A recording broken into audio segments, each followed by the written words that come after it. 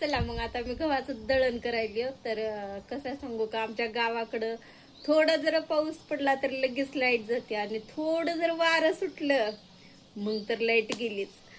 पण कसं सांगू का, आणि जास्त वारं आणि जास्त पाऊस जर पडला की मग 4 दिवस 8 दिवस लाईट गायब राहते.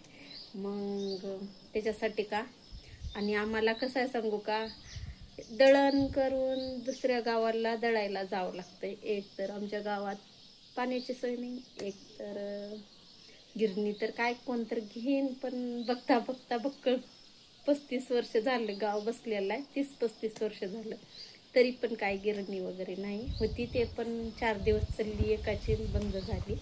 तर आणि आपल्याला कसं आहे माहिती का, दुसऱ्या गावाला दळायला जावं लागते. त्याच्यासाठी का मग जास्त दळण करून ठेवावं लागते. नसलं तर मग पुन्हा लेट जर गेली का आटा आणून खावं लागते.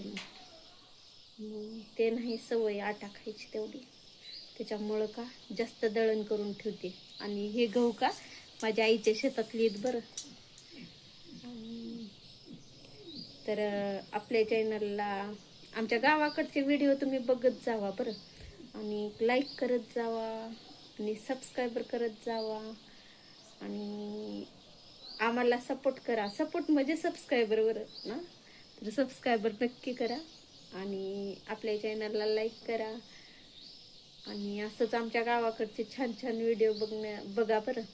चला मग भेटूया असंच पुढल्या व्हिडिओमध्ये. तोपर्यंत सगळ्यांना बाय.